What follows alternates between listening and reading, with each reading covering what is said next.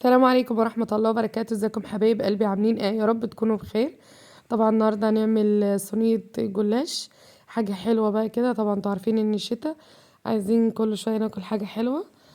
هنا معايا كوباية سكر اللي هي 250 جرام بالمج العادي. هنزل عليها بنفس الكوباية مية وهحطهم على النار، وبعد ما يبدأ ان هما يقلبوا هحط عصرة ليمون واسيبهم 5 دقايق. معايا هنا خليط من السمنة على زيت، مج طبعا، او يعني مش مج كامل، ومعلقة من النشا، وكيس بيكنج بودر، وعلبة جلاش الفيروز. طبعا انا بستخدم روتانا، بس اللي هو ده يعني العيال جابوهولي، يعني بعت العيال يجيبوه. هنا هنزل بمعلقة النشا على السمنة، ومعاها معلقة صغيرة من الكيس البيكنج بودر. طبعا كنت واخدة منه وكان متبقي شوية دول. طبعا هتقولي لي هنا بتحطي البيكنج باودر لا في السمنه للجلاش والنشا؟ هقولك بيورقه وبيخلي الجلاش مقرمش جدا، اللي هو النشا. والبيكنج باودر فايدته ان هو بيورق الطبقات بتاعه الجلاش معايا. ماشي، ادوبهم بقى كويس كده في السمنه وهركنهم على جنب. ومستخدمه هنا الحشو اللي هو جوز الهند والزبيب يا حبايب قلبي. تعالوا بقى هنا نفتحها. انا هو اول مره على فكره دهنه الصينيه طبعا سمنه قبل ما انسى. اول مره استخدم الجلاش اللي هو ده بتاع الفيروز. بس هقولك على حاجه، هو بما ان انا كده كده هرصه صينيه، فمش فارقه معايا مقطع او سليم. لكن انتي طبعا لو هتعملي اي طريقه تانية للجلاش لازم أن يكون نوع الجلاش اللي انتي جايباه يكون كويس، مش مقطع ولا حاجه. هي دي برضو الى حد ما كانت سليمه، يعني كانت كويسه شويه. طبعا زي ما انتم شايفين برص طبقة كده وطبقة كده لغاية ما اظبط السمك والارتفاع في الصينية كلها يبقى متساوي يعني. بقلب مرة من الجنب ده.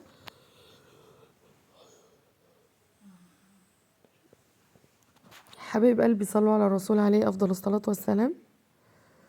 هنا طبعا كل ما بحط طبقة من الجلاش بحط ورقتين مع بعض على فكرة، وبدهن دهنة من الخليط اللي أنا عاملاه. هنا هحط ورقتين كمان، وبعد كده هنزل بال اللهم صل على سيدنا محمد. شايفين هنا انا هرش رشة السمنة دي، وهقلب الطبقة جنب التاني. الاول كنت عاملاها على الشمال، دلوقتي اللي هي الطبقة اللي جاية من اليمين دي، ايوه كده. هحط كمان ورقتين، وبعد كده هحط الحشو. لا انا دلوقتي هحط الحشو على فكرة، اسفة. كده بقى يا حبايب قلبي، طبعا الحشوة اللي انت تحبيها حطيها، يعني هو ده اللي كان متوفر حاليا عندي. انت ممكن تعمليه من غير حشو خالص على فكرة، بيبقى جميل وخفيف برضو. هنا بقى كده هكمل الطبقات بتاعة الجلاش، وهكذا بنفس الطريقة. بقول لكم هنا ان انا هرش او هدهن بالفرشة هنا كده سمنة، وبعد كده هقلب اللي هي الطبقة بتاعة الجلاش.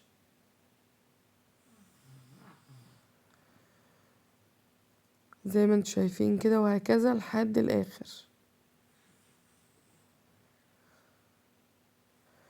انا هنا بوريكم لان طبعا الورقة الجلاش اكبر من الصينية، فبوريكم ان انا بحاول اظبطها يعني من الشمال ومن اليمين، وبعد كده الجناب، وهكذا لحد الاخر. هنا بقى كده هفضل ارص الطبقات زي ما انتوا شفتوا، ودي معايا اخر ورقة. يعني رصت كل الطبقات بنفس الطريقة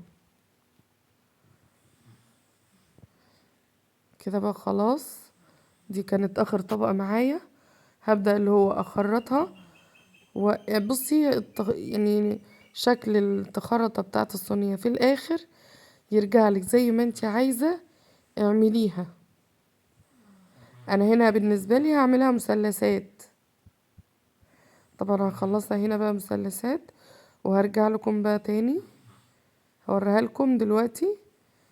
يا حبايب قلبي، كل خرطتها بنفس الطريقة. هدخلها بقى الفرن مولعة ومسخناه على درجة حرارة 200. هدخل بقى علب الصينيه بتاعه الجلاش دي وهوريها لكم لما اخرجها. انا هنا كان متبقي حاجه بسيطه في الطبق، فقلت بما انها فيها خليط وكده ففضيته يعني. هنا بقى ما شاء الله شايفين شكل الجلاش عامل ازاي، يعني بألف هنا. بصوا جميل جدا. هنا بقى كانت السيرم كان جاهز معانا، على فكرة بارد او للشربات، علشان لو انتي ضفتيه سخن هيطر معاك الجلاش ومش هيبقى حلو خالص. حبيب قلبي يا ريت ما تنسانيش بقى باللايك والاشتراك وتفعيل الجرس للكل علشان يوصلكوا كل جديد. مع السلامة يا حبيب قلبي، ويا رب الفيديو ينال اعجابكم. انا هنا هوريهولكوا دلوقتي. انا افتكرت على فكرة ان الفيديو نهايته هنا، لا لسه. هخرطه دلوقتي واوريهولكم، يعني اطلعه واوريهولكم في الطبق دلوقتي. شايفين ما شاء الله عامل ازاي، والسوا ما شاء الله متحمص فوق زي تحت، يعني جميل جدا.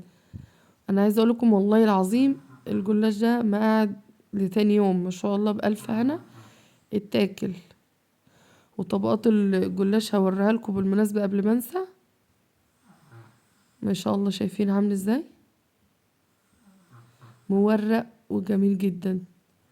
مع السلامه يا حبايب قلبي، يا رب الفيديو يعجبكم.